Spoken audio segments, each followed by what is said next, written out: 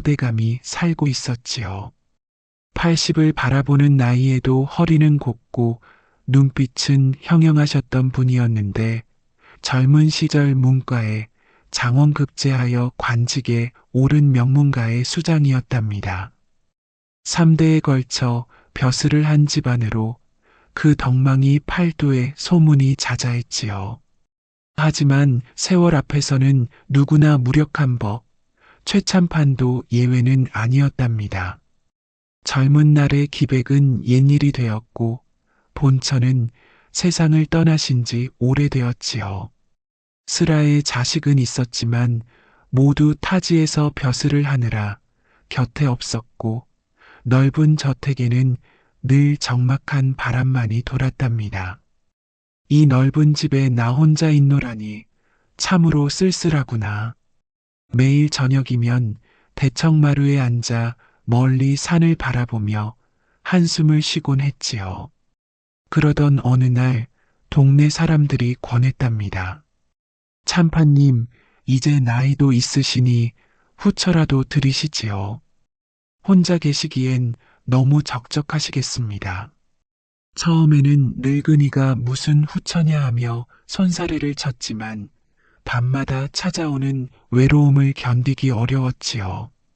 마침 그때 읍내 기생집에서 수련이라는 처녀가 있다는 소문을 들었답니다. 수련이는 21의 나이로 그 미모가 어찌나 빼어나던지 한번 본 사람은 그 얼굴을 잊을 수가 없을 정도였답니다. 눈은 가을 하늘처럼 맑고 깊었으며 입술은 붉은 연꽃잎처럼 고왔지요. 키는 적당히 크고 몸매는 버들가지 같아서 걸음걸이 하나하나가 선녀의 춤사위 같았답니다. 무엇보다 기생 출신답게 교양도 뛰어났지요. 시 한 수 읊는 목소리는 음방울 같았고 검은 곳 하는 솜씨는 신선의 그것 같았답니다. 글씨도 잘 썼고 그림도 제법 그렸으며 바느질 솜씨까지 뛰어났지요. 저런 처녀가 어찌 기생집에 있게 되었을까? 알고 보니 가난한 선비의 딸로 태어났는데 부모가 일찍 세상을 떠나자 먹고 살 길이 없어 기생이 된 것이었답니다. 하지만 마음씨는 깨끗했고 몸가짐도 단정했지요. 최참판은 많은 돈을 들여 수련을 첩으로 맞아들였답니다. 마을 사람들은 모두 부러워했지요. 참판님 복이 정말 대단하십니다. 저런 미인을 첩으로 두시더니 늙어서도 꽃 같은 처자를 곁에 두시니 얼마나 좋으시겠습니까? 하지만 최참판의 마음은 편치 않았답니다. 겉으로는 행복해 보였지만 속으로는 깊은 고민이 있었지요. 문제는 최참판의 나이였답니다. 80을 바라보는 몸으로는 21의 젊은 아내를 만족시켜 드릴 수가 없었지요. 밤마다 방에 들어가면 어색한 침묵만이 흘렀고 수련의 눈빛에서 은근한 아쉬움을 읽을 수 있었답니다. 마님, 제가 부족해서 죄송합니다. 아니에요, 영감님. 소첩이 영감님의 따뜻한 마음만으로도 충분히 행복합니다. 수련은 그렇게 말했지만 최참판은 그녀의 눈 깊은 곳에 숨겨진 갈증을 느낄 수 있었지요. 젊은 여자로서의 당연한 욕구를 억누르고 있는 것을 알 수 있었답니다. 이게 무슨 꼴이람, 젊은 아내를 두고도 이렇게 무능하다니. 밤잠을 이루지 못하는 날이 많았지요. 때로는 마당을 서성이며 하늘을 올려다보고 때로는 서재에 앉아 옛 시집을 읽으며 한숨을 쉬었답니다. 그러던 어느 날 마을 장터에서 우연히 들은 이야기가 귀에 들어왔지요. 김진사댁 할아버지가 70이 넘어서도 후처를 드렸는데 무슨 보약을 먹고는 다시 젊어졌다더군. 그런 약이 어디 있다고. 정말이라니까. 어떤 명의가 지어준 처방인데 먹고 나서 완전히 달라졌다더라. 처음에는 그런 헛소리가 어디 있나 하며 코웃음을 쳤지만 밤마다 수련의 서운한 눈빛을 보고 있노라니 점점 그 말이 귀에 들어오기 시작했답니다.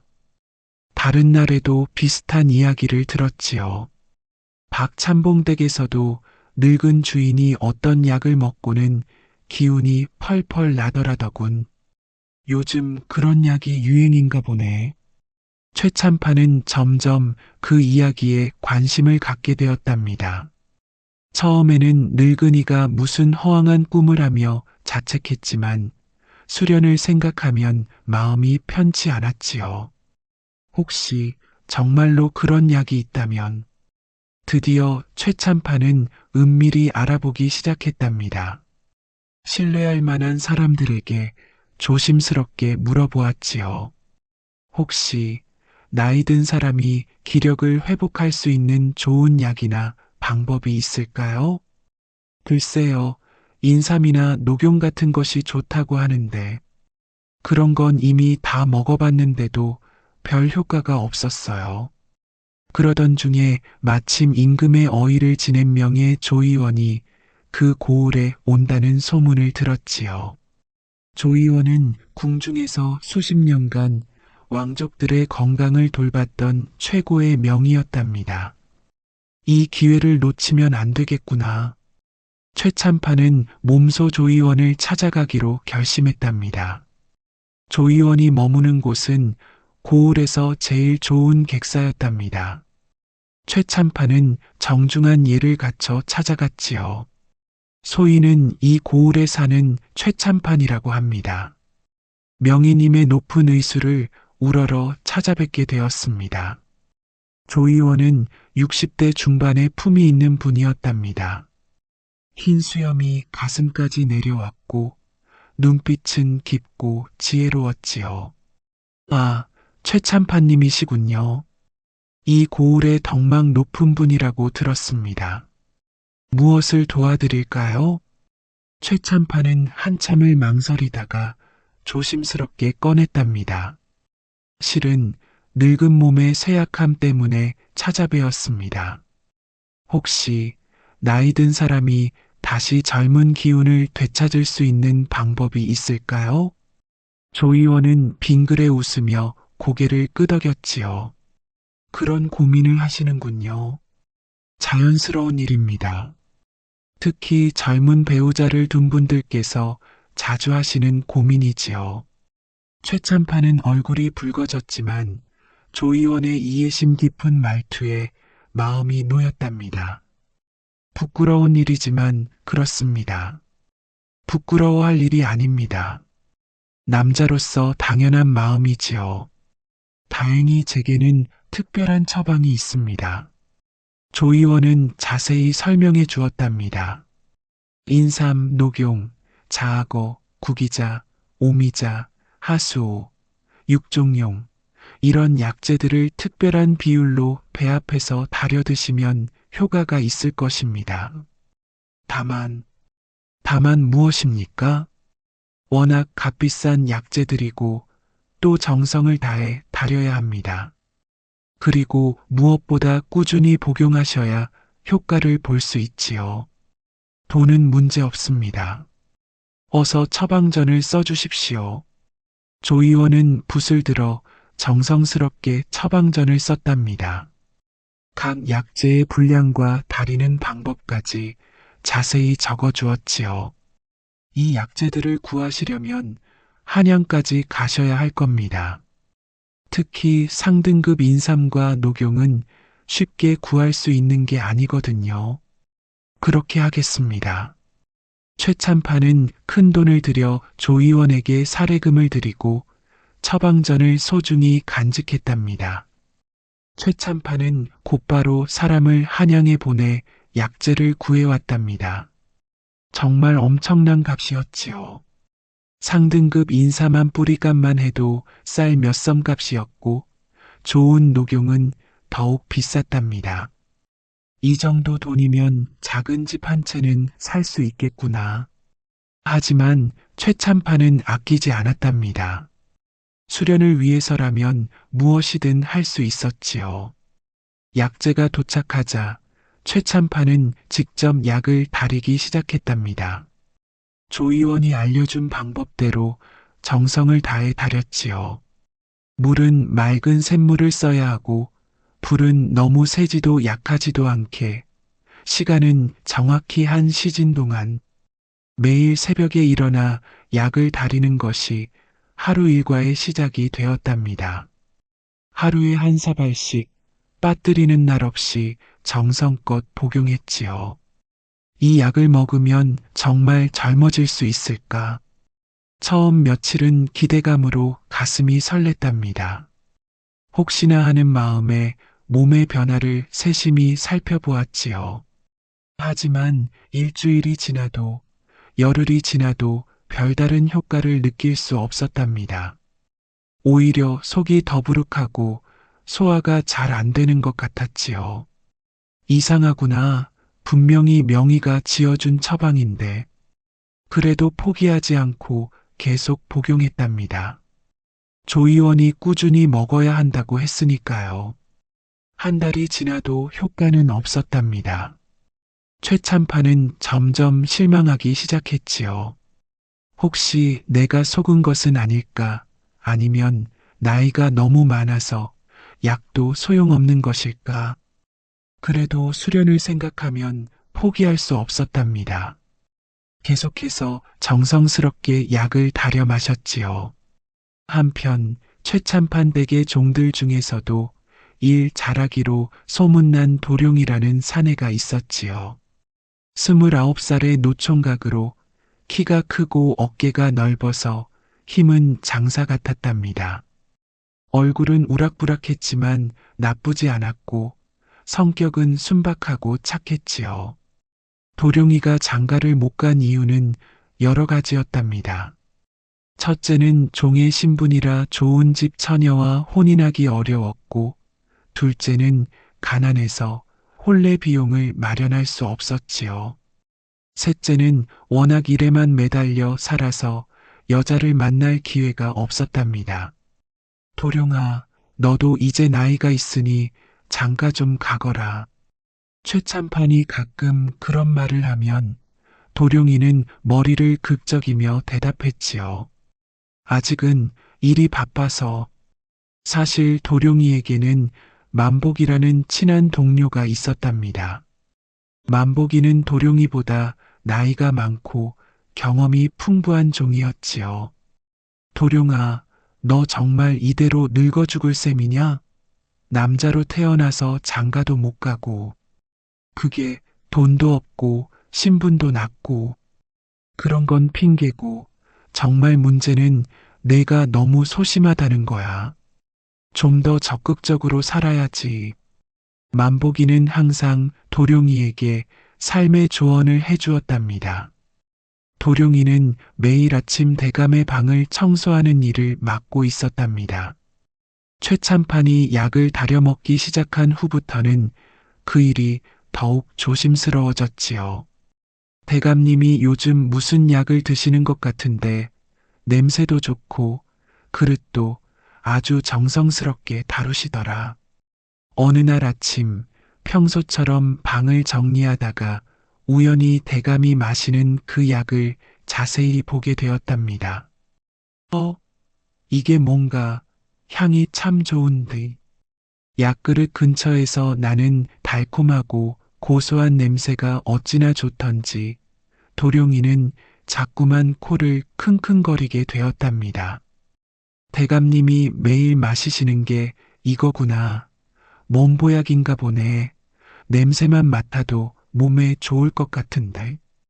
호기심이 많던 도룡이는 약 다리는 과정도 몰래 지켜보았답니다. 새벽마다 최참판이 직접 정성스럽게 약을 다리는 모습을 보면서 저 약이 얼마나 귀한 것인지 짐작할 수 있었지요. 와, 대감님이 직접 약을 다리시다니 정말 대단한 보약인가 보다. 그런 생각을 하며 며칠을 보낸 어느 날 도룡이는 참을 수 없는 호기심에 사로잡혔답니다. 한 번만 정말 한 번만 맛을 봐야겠다. 때마침 최참판이 마을에 일이 있어서 나간 사이였지요. 도룡이는 조심스럽게 약그릇에 다가갔답니다. 향이 정말 좋네. 이런 좋은 약을 대감님만 드시다니. 숟가락으로 조금만 떠서 맛을 보려고 했는데 맛이 워낙 좋아서 자꾸만 더 먹게 되었답니다.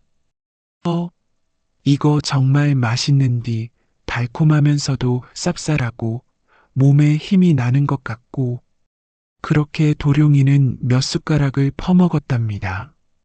처음에는 정말 맛 때문에 먹었는데 먹고 나니 기분이 이상하게 좋아졌지요. 조금 줄어든다고 대감님이 눈치채시진 않겠지. 약그릇이 워낙 크니까. 그날 밤 도룡이는 평소보다 잠이 잘 오지 않았답니다. 몸이 약간 화끈거리는 것 같았고 기분도 묘하게 들떠 있었지요. 뭔가 이상한디 혹시 그 약 때문인가? 하지만 나쁜 기분은 아니었답니다. 오히려 온몸에 활력이 도는 것 같았지요. 이튿날부터 도룡이는 평소와 다른 자신을 발견했답니다. 일을 할 때 힘이 평소보다 훨씬 많이 났고 피로도 잘 느끼지 않았지요. 어라? 내가 이렇게 힘이 샜나?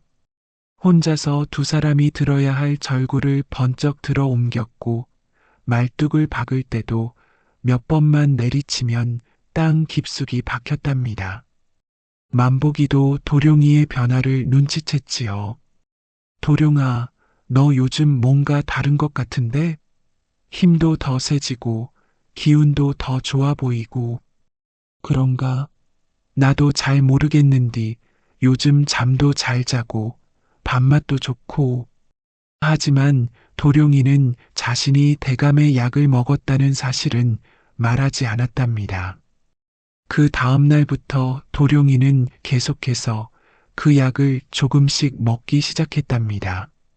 처음에는 정말 조금만 먹었는데 효과가 좋아서 점점 더 많이 먹게 되었지요. 이 정도는 대감님도 모르실 거야. 사흘째 되는 날부터는 몸의 변화가 더욱 뚜렷해졌답니다.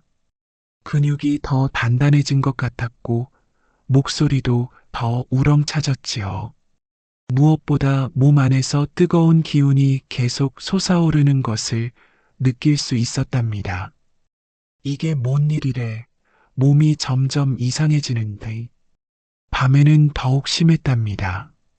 몸 전체가 화끈화끈 달아오르고 심장이 빨리 뛰어서 잠을 잘 수가 없었지요.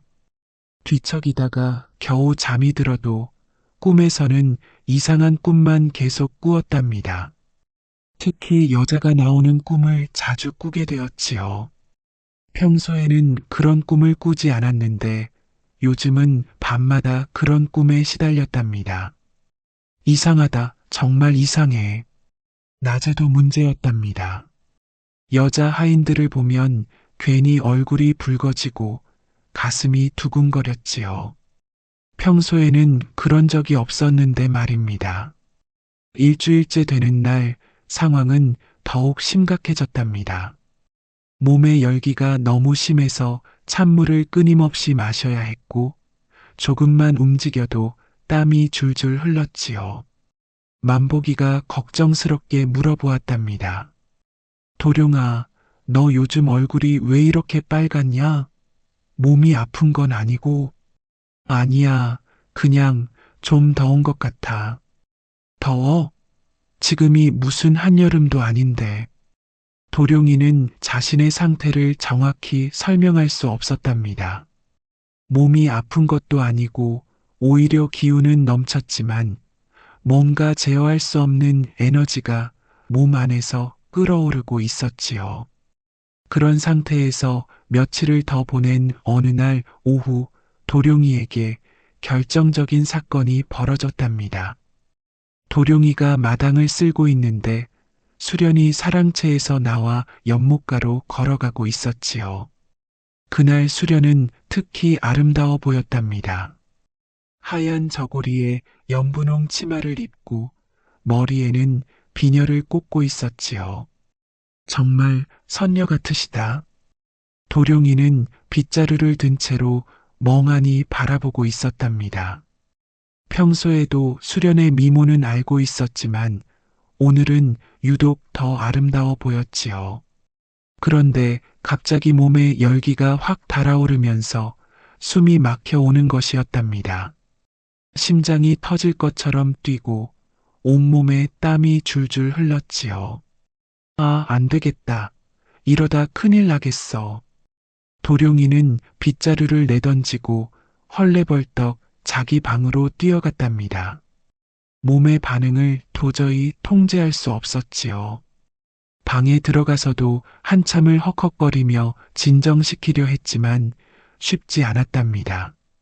찬물로 얼굴을 씻고 깊게 숨을 쉬어봐도 몸의 열기는 가라앉지 않았지요. 이게 대체 무슨 일이람? 그 약을 먹고 나서부터 이상해지기 시작했는데, 그제야 도룡이는 자신이 먹은 약의 정체를 의심하기 시작했답니다. 혹시 그 약이 남자를 위한 그런 약인가? 하지만 이미 늦었지요. 매일 조금씩 먹어온 그 약이 도룡이의 몸에 쌓여서 엄청난 변화를 일으키고 있었답니다. 그날 밤부터는 아예 밖으로 나오질 않았답니다. 다른 사람들, 특히 여자들을 보면 자신을 통제할 수 없을 것 같았거든요. 만보기가 걱정되어 찾아왔지요. 도룡아, 어디 아프냐? 왜 이렇게 방에만 박혀 있어? 아니야, 그냥 좀 쉬고 싶어서. 얼굴이 왜 이렇게 빨갛냐? 열이라도 나는 거 아니야? 만보기가 도룡이의 이마에 손을 대려고 하자 도룡이는 벌떡 일어나며 피했답니다. 괜찮아. 건드리지 마. 너 왜 이래? 도룡이의 예민한 반응에 만보기도 당황했지요. 평소 순한 도룡이가 이렇게 격하게 반응하는 건 처음 보는 일이었답니다. 나흘째 되는 날, 도룡이는 더 이상 참을 수가 없었답니다. 몸의 변화가 너무 심해서 정상적인 생활을 할 수가 없었지요. 특히 밤이 되면 더욱 심해져서 잠을 잘 수도 없었답니다. 이러다가는 정말 큰일이 날 것 같아. 결국 도룡이는 최참판에게 거짓말을 하기로 했답니다. 대감님, 고향에서 급한 편지가 왔습니다. 무슨 일이냐? 어머니가 갑자기 위독하시다고 며칠만 고향에 다녀와도 되겠습니까? 최참판은 의외로 선뜻 허락해 주었답니다. 그러냐? 그럼 어서 다녀와라. 부모님 병안에 효자 노릇하는 게 당연하지. 돈도 좀 가져가거라. 고맙습니다, 대감님. 도룡이는 마음이 무거웠답니다.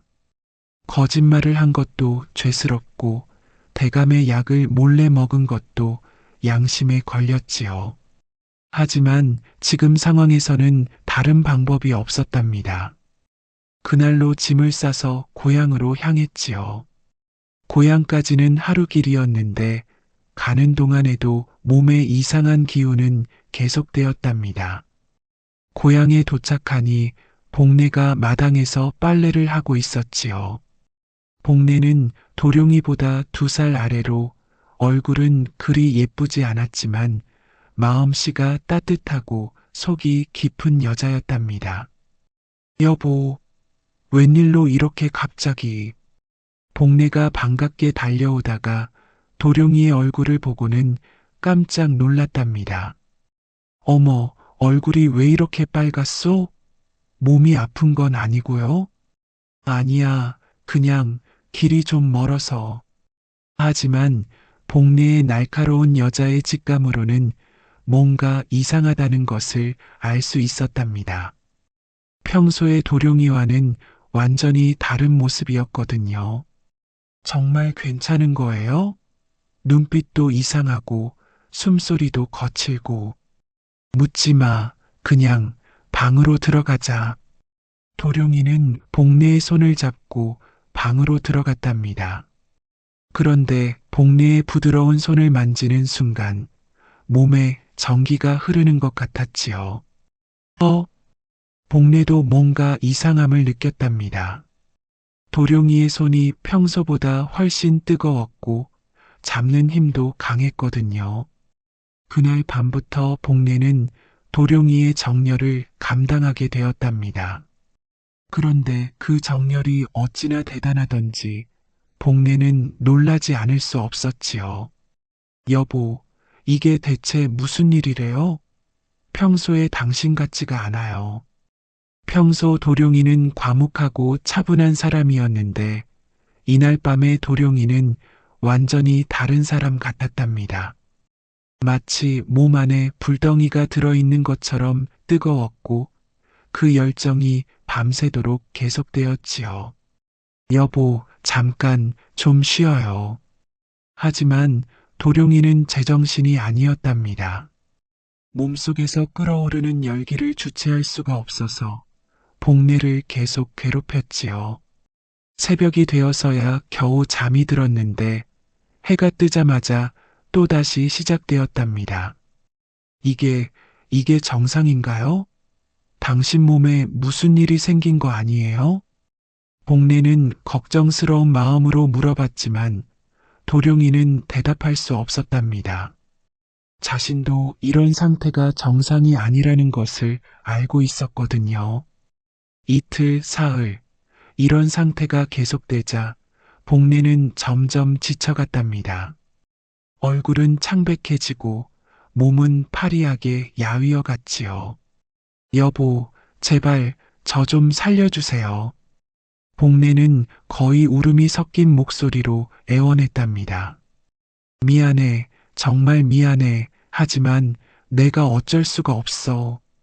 도룡이도 괴로웠답니다. 사랑하는 아내를 이렇게 괴롭히고 싶지 않았지만 몸이 말을 듣지 않았거든요. 사흘째 되는 밤, 복례는 결국 기절하고 말았답니다. 너무 지쳐서 의식을 잃은 것이지요. 복례야, 복례야. 도룡이는 그제야 정신이 번쩍 들었답니다. 찬물을 가져와서 복례의 얼굴에 뿌리고 등을 두드리며 깨우려 했지요. 한참 후에야 복례가 정신을 차렸답니다. 여보, 제발 이러다가는 정말 죽을 것 같아요. 복례의 간절한 호소를 듣고 도룡이는 드디어 심각성을 깨달았답니다. 이러다가는 정말 큰일이 나겠어. 나흘째 아침 복례는 간신히 일어나서 도룡이에게 말했답니다. 여보, 당신이 대감댁에서 무슨 일을 저지른 거 아니에요? 평소에 당신 같지가 않다고요. 그게 정직하게 말해주세요. 이대로는 우리 둘 다 죽을 것 같아요. 도룡이는 더 이상 숨길 수 없다고 생각했답니다. 복례에게 모든 사실을 털어놓았지요. 사실은 내가 대감님의 보약을 몰래 먹었어. 뭐라고요? 보약을요? 처음에는 정말 호기심에서 맛있어 보여서 조금만 먹어봤는데 이렇게 될 줄은 몰랐어. 복례는 한숨을 내쉬며 고개를 저었답니다. 어쨌든 이대로는 안 되겠어요. 대감님께 가서 사실대로 말씀드리고 용서를 빌어야 해요. 하지만 대감님이 알게 되면 어때요? 이대로 있다가는 정말 큰일 날 거예요. 당신도 저도 말이에요. 복례의 말이 맞았답니다. 이런 상태로는 정상적인 생활을 할 수 없었거든요. 그런데 어떻게 설명해야 할까? 있는 그대로 말씀드리는 수밖에 없어요. 대감님은 너그러운 분이시니까 이해해 주실 거예요. 열흘째 되는 날 마침 최참판이 도룡이를 찾는 사람을 보냈답니다. 다른 종들이 도룡이 없으니 일이 제대로 안 된다고 하소연을 했기 때문이지요. 도룡이가 언제 돌아온다고 했나? 어머니 병환이 심하다고 해서 아직 소식이 없습니다. 그럼 사람을 보내서 어떤 상황인지 알아보거라. 최참판의 명을 받은 심부름꾼이 도룡이의 고향으로 갔답니다. 도룡이는 어디 있느냐? 아, 그 집에 있습니다만. 대감님께서 부르신다. 어서 따라와라. 도룡이는 더 이상 숨길 수 없다고 생각했답니다. 복례와 함께 최참판 댁으로 돌아가기로 했지요. 여보, 무슨 일이 있어도 저는 당신 편이에요. 걱정하지 말고 솔직하게 말씀드려요. 복례의 격려를 받고 도룡이는 용기를 냈답니다. 최참판 댁에 도착하자 최참판이 기다리고 있었지요. 도룡아, 어머니는 어떻게 되었느냐? 그게 대감님. 도룡이는 무릎을 꿇고 땅에 엎드렸답니다. 대감님, 소인이 큰 죄를 지었사옵니다. 무슨 소리냐? 실은 어머니가 위독하신 게 아니라 소인이 거짓말을 했습니다. 최참판의 표정이 굳어졌답니다. 거짓말이라니? 무슨 까닭에 거짓말을 했단 말이냐? 소인이 대감님의 보약을 몰래 먹었사옵니다. 뭐라고? 호기심에 장난삼아 몇 숟가락 먹었는데 그 때문에 몸이 감당이 안 됩니다. 최참판은 처음에 무슨 말인지 이해하지 못했답니다. 내 약을? 내가? 죄송합니다. 정말 죄송합니다. 도룡이는 지난 열흘 동안의 일을 자세히 설명했답니다. 처음에 약을 먹게 된 경위, 몸의 변화, 그리고 복례와 함께 겪은 일까지 모든 것을 솔직하게 털어놓았지요. 처음에는 최참판이 노발대발했답니다. 이놈아, 내가 내 약을 훔쳐 먹었다니. 그 비싼 약을, 한양까지 가서 구해온 그 약을. 죄송합니다, 대감님. 죽을 죄를 지었습니다. 비싼 게 문제가 아니라 남의 물건을 훔친 게 문제지. 최참판은 한참을 화를 냈답니다. 하지만 도룡이가 겪은 일을 자세히 듣고 보니 점점 분노보다는 다른 감정이 들었지요. 그래서 그 약을 먹고 그런 일이 벌어졌다는 거냐? 예, 몸을 주체할 수가 없었습니다. 하하. 갑자기 최참판이 웃기 시작했답니다. 이게 무슨 일이냐? 늙은 내가 한 달을 먹어도 아무 소용이 없던 약을 너는 며칠 먹고 그런 효과를 봤다니? 대감님? 참 재미있는 일이로구나. 늙은이에게는 아무 소용없고 젊은이에게는 독이 될 정도로 효과가 있다니. 최참판의 웃음소리를 들으며 도룡이도 복례도 어리둥절했답니다. 그런데 도룡아, 예, 대감님, 너는 그 약의 정체를 아느냐? 아니요, 그냥 보약인 줄만 알았습니다. 그 약은 남자의 정력을 돋우는 약이었다. 아, 그제야 도룡이는 자신이 무엇을 먹었는지 정확히 알게 되었답니다. 그래서 내가 그런 증상을 겪은 거구나. 젊은 몸에 그런 약이 들어가니까 감당할 수 없었던 거지. 최참판은 자세히 설명해 주었답니다. 나는 나이가 많아서 그 약이 별 효과가 없었다. 하지만 너 같은 젊은 사람이 먹으면 몸이 감당하지 못하는 거야. 그날 밤 최참판은 혼자서 많은 생각을 했답니다. 도룡이는 몇 숟가락만 먹고도 그런 효과를 봤는데 나는 한 달을 먹어도 아무 변화가 없었구나. 그동안 자신이 얼마나 헛된 꿈을 꾸고 있었는지 깨달았지요. 늙은이가 젊어지려고 발버둥 치는 게 얼마나 우스운 일인가. 다음 날 아침 최참판은 남은 약을 모두 뒷간에 버렸답니다. 이런 헛된 것에 매달릴 게 아니었어. 그리고 도룡이를 불렀지요. 도룡아, 예, 대감님, 내가 한 일은 분명히 잘못된 것이다. 남의 물건을 훔친 것도 그렇고, 거짓말을 한 것도 그렇고, 죄송합니다. 하지만 너 덕분에 나도 깨달은 게 있다. 네, 젊음은 되찾는 것이 아니라 지혜로 승화하는 것이더라. 그리고 욕망은 절제해야 하고 남의 것을 탐하면 반드시 화를 입는다는 것도 말이야. 도령이는 고개를 끄덕였답니다. 네, 대감님 말씀이 맞습니다. 소인도 그 일로 큰 깨달음을 얻었사옵니다. 좋다. 그럼 너도 아내와 함께 몸조리나 하거라. 한 달간 휴가를 주겠다. 고맙습니다, 대감님. 그리고 앞으로는 남의 것을 함부로 손대지 마라. 예, 명심하겠습니다. 그날 밤 최참판은 수련에게 솔직하게 말했답니다. 수련아, 내가 그동안 참으로 어리석은 짓을 했구나. 무슨 말씀이신지. 나이를 속이려고, 젊음을 되찾으려고 별의별 짓을 다 했지. 비싼 약도 사 먹고. 수련은 그동안 최참판이 무슨 약을 먹고 있었는지 대략 짐작하고 있었답니다. 영감님, 내가 헛된 젊음만 쫓았던 것 같아. 정작 중요한 것을 놓치고 있었지. 영감님께서는 충분히 젊으십니다. 마음이 젊으시거든요. 고맙다, 수련아. 이제 내 나이 그대로 너를 진심으로 아끼겠다. 수련은 눈시울을 붉히며 대답했지요. 소첩은 영감님의 인품과 마음을 사랑한 것이옵니다.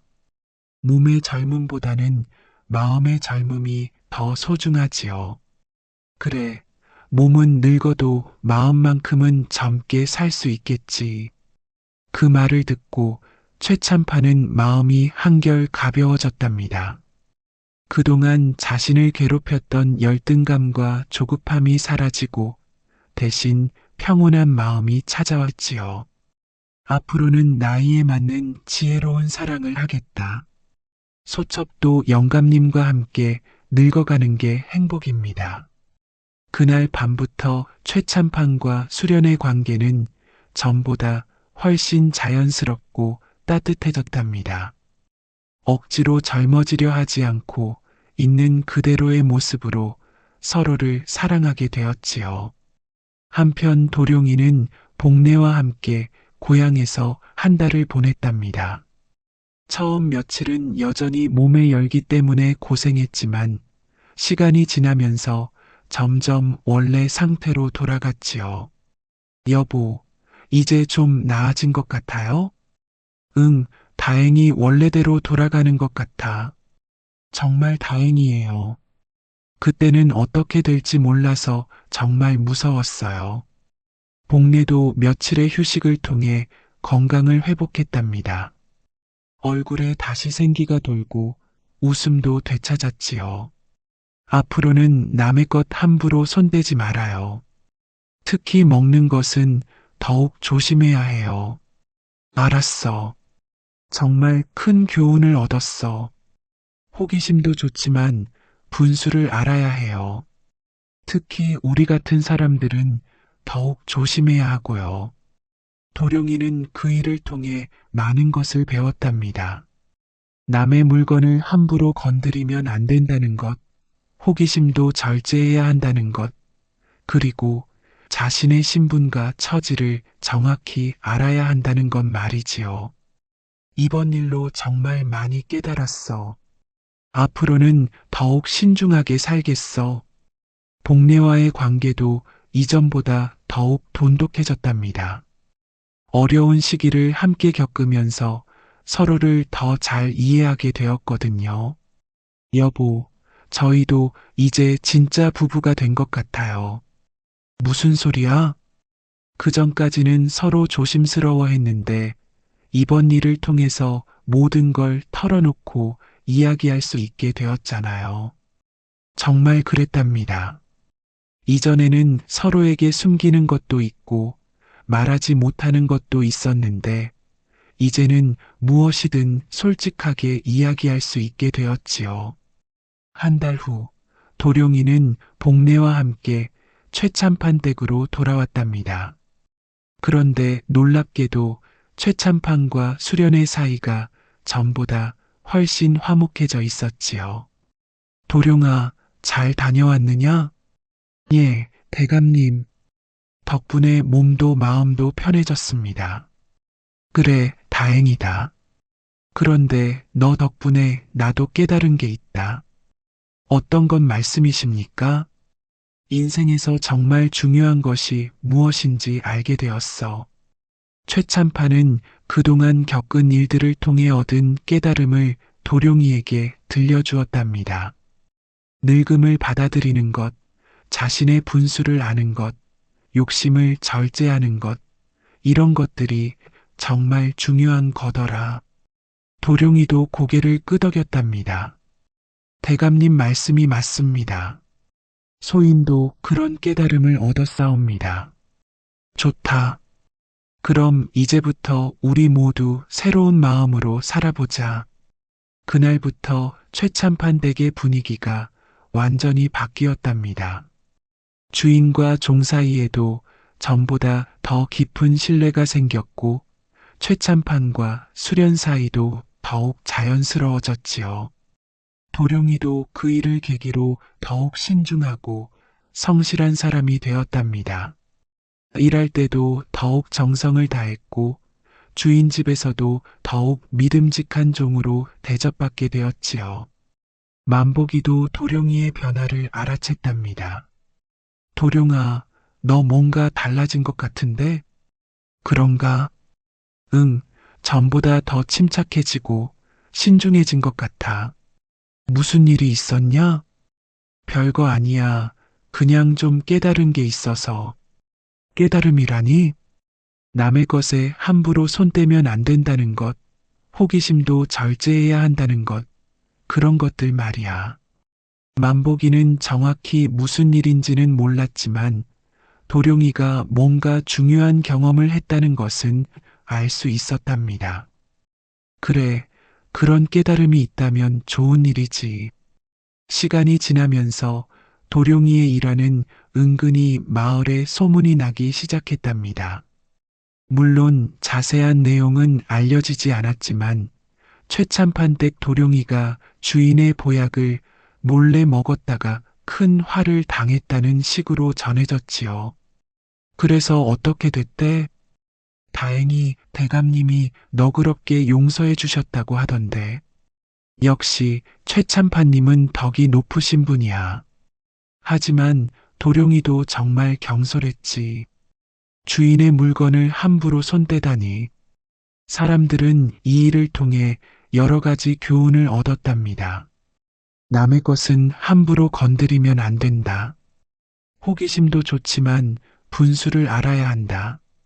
주인의 너그러움에 감사해야 한다. 특히 젊은 사람들에게는 도룡이처럼 되지 말라는 경계의 말로 쓰이게 되었지요.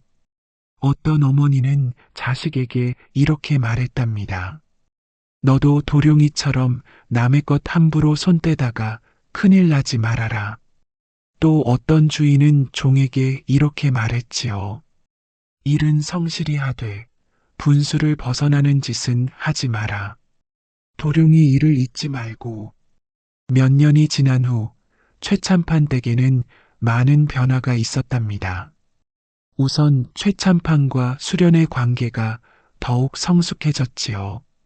최참판은 더 이상 젊음을 되찾으려 하지 않고 자신의 나이에 맞는 지혜로운 삶을 살아갔답니다. 수련도 그런 최참판을 진심으로 존경하고 사랑하게 되었지요. 영감님, 요즘 더욱 멋있어 보이세요. 그런가? 나이만 더 들어가는데. 진짜예요. 억지로 젊어 보이려 하지 않고 자연스럽게 나이 드시는 모습이 정말 멋있어요. 최참판은 마을 사람들에게도 종종 이런 말을 하곤 했답니다. 젊은 시절의 혈기와 노년의 지혜는 다른 것이요. 젊음을 억지로 되찾으려 하지 말고 나이에 맞는 삶의 멋을 찾는 것이 현명한 일이지요. 그 말을 들은 사람들은 모두 고개를 끄덕였답니다. 특히 나이 든 어른들은 역시 최참판님의 말씀이 옳다며 감복하였지요. 도령이는 그 후로도 오랫동안 최참판 댁에서 충실히 일했답니다.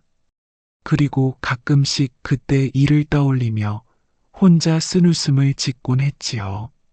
정말 어리석었지. 남의 것을 함부로 손댔으니 화를 당한 게 당연하지. 복례와의 사이도 더욱 좋아졌답니다. 그들은 그 사건을 통해 서로를 더 깊이 이해하게 되었고 진정한 부부가 되었지요. 여보, 그때 일 덕분에 우리가 더 가까워진 것 같아요. 그래, 고생스러웠지만 좋은 경험이었어. 앞으로도 서로 솔직하게 지내요. 물론이지. 세월이 더 흘러 최참판이 85살이 되었을 때 그는 도룡이를 불렀답니다. 도룡아, 내가 이제 나이가 많아서 언제 세상을 떠날지 모르겠다. 대감님 무슨 말씀을. 아니다. 사람은 언젠가 죽는 법이니까. 그런데 내게 하고 싶은 말이 있어서 불렀다. 무엇이든 말씀하십시오. 내가 그때 내 약을 먹은 일 지금 생각해보니 오히려 고마운 일이었다. 대감님 무슨 말씀이신지. 그 일이 없었다면 나는 계속 헛된 젊음만 줬다가 인생을 마쳤을 것이야. 하지만 너 덕분에 진정한 삶의 의미를 깨달았지. 도룡이는 눈물을 흘리며 대답했답니다. 대감님께서 너그러이 용서해 주신 덕분에 소인도 새 사람이 될 수 있었습니다. 그래, 우리 모두 그 일로 더 나은 사람이 되었구나. 최참판은 잠시 생각에 잠겼다가 말을 이었습니다. 도룡아, 내가 죽으면 너를 자유인으로 만들어주겠다. 그리고 논밭도 좀 나누어 주겠다. 대감님, 그럴 필요 없습니다. 아니다. 내가 오랫동안 충실히 일해준 대가다. 그리고 복례와 함께 행복하게 살아가거라. 고맙습니다, 대감님. 평생 잊지 않겠습니다. 최참판이 세상을 떠난 후 도룡이는 그의 유언에 따라 자유인이 되어 복례와 함께 작은 농사를 지으며 살았답니다. 그들은 평범하지만 행복한 삶을 살았지요. 한편 도룡이의 이야기는 마을 사람들 사이에 전해져서 욕심을 부리면 화를 당한다는 교훈담으로 널리 알려지게 되었답니다.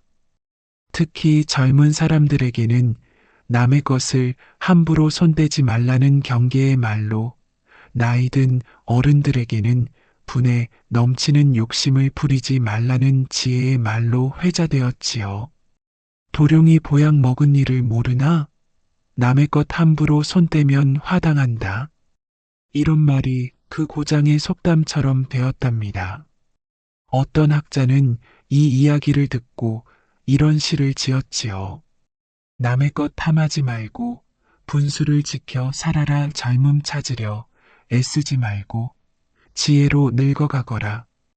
또 어떤 사람은 이렇게 말했답니다. 최참판님도 도룡이도 모두 현명한 분들이셨지. 하나는 늙음을 받아들일 줄 알았고 하나는 실수를 통해 깨달을 줄 알았으니까. 최참판이 세상을 떠난 후 수련은 상당한 재산을 물려받았답니다. 하지만 그녀는 그 돈으로 사치를 부리지 않았지요. 대신 마을의 가난한 사람들을 도우는 일에 썼답니다. 영감님이 살아계셨다면 이렇게 하셨을 거예요. 수련은 특히 어려운 처지의 젊은 부부들을 많이 도왔답니다. 도룡이와 복례 같은 사람들을 보면 최참판과의 추억이 떠올랐거든요. 젊은 사람들이 서로 사랑하며 살아가는 모습을 보면 영감님과 함께했던 시간이 생각나요. 마을 사람들은 수련의 그런 모습을 보며 더욱 존경하게 되었답니다. 수련님도 참 훌륭한 분이야. 돈이 많아도 교만하지 않고 최참판님과 정말 잘 어울리는 부부셨어. 수련은 평생 재혼하지 않고 최참판에 대한 그리움을 간직하며 살았답니다. 그리고 때때로 도룡이 부부를 찾아가서 옛 이야기를 나누곤 했지요. 세월이 흘러 도룡이도 나이가 들었답니다. 하지만 그는 후회 없는 삶을 살았지요. 복례와 함께 농사를 지으며 소박하지만 행복한 나날을 보냈답니다. 아이들도 둘이나 낳아서 잘 키웠답니다. 아들 하나, 딸 하나였는데 둘 다 부모를 닮아 착하고 성실했지요. 아버지, 그때 대감님 약을 먹었던 이야기 또 해주세요. 아이들은 아버지의 그 이야기를 들으면서 자랐답니다. 그리고 그 이야기를 통해 많은 교훈을 배웠지요. 남의 것은 함부로 건드리면 안 된다. 호기심도 좋지만 절제해야 한다. 실수를 했을 때는 솔직하게 인정해야 한다. 용서받았을 때는 평생 감사해야 한다. 도룡이는 늘 아이들에게 이런 것들을 가르쳤답니다. 너희는 아버지처럼 어리석은 짓 하지 말고 항상 정직하게 살아라. 네, 아버지. 복례도 아이들에게 좋은 어머니였답니다. 아버지 말씀이 맞다.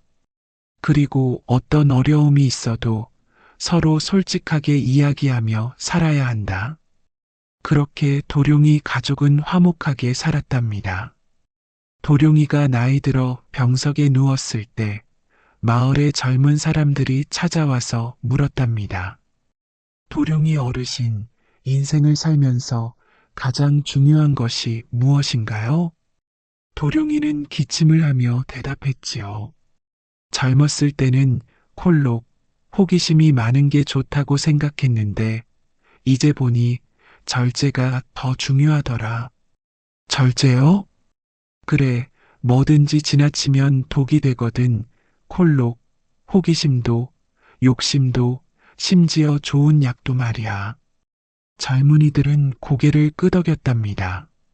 그리고 실수했을 때는 숨기지 말고 솔직하게 인정해야 해. 그래야 용서도 받고 진짜 교훈도 얻을 수 있거든. 네, 명심하겠습니다. 무엇보다 콜록, 남에게 베푼 용서와 관용을 잊지 마라. 그게 인생에서 가장 큰 선물이니까. 도룡이는 마지막까지 최참판의 너그러움을 잊지 않았답니다. 며칠 후, 도룡이는 평온하게 세상을 떠났지요. 복례와 아이들이 지켜보는 가운데 조용히 눈을 감았답니다. 마을 사람들은 모두 도룡이의 장례식에 참석했답니다. 그리고 그의 일생을 기리며 이렇게 말했지요. 정말 교훈적인 삶을 사신 분이었어. 실수도 많이 했지만 그 실수를 통해 지혜를 얻은 분이었지. 우리도 도룡이 어르신처럼 솔직하게 살아야겠어. 그렇게 해서 한 사람의 작은 호기심이 불러온 소동이 결국은 모든 사람에게 큰 깨달음을 주는 교훈이 되었답니다. 지금도 그 고장에서는 누군가 욕심을 부리거나 분수를 모르는 일을 할 때면 이렇게 말한다고 하지요. 도룡이 보약 먹은 일을 모르나? 남의 것 함부로 손대면 화당한다. 그리고 나이 든 어른들이 억지로 젊어 보이려 할 때는 이렇게 말한답니다. 최참판님 생각해봐. 늙음을 받아들이는 것이 진짜 지혜지. 또한 부부간에 문제가 생겼을 때는 이런 말을 한다고 하지요. 도룡이와 복례처럼 솔직하게 이야기해봐. 숨기면 더 큰 문제가 생겨. 이렇게 해서 최참판, 수련, 도룡이, 복리의 이야기는 수백 년이 지난 지금까지도 사람들에게 사랑받는 이야기가 되었답니다. 세상에 공짜는 없고 모든 행동에는 결과가 따른다. 하지만 진심으로 뉘우치고 교훈을 얻는다면 실수조차 값진 경험이 될 수 있다.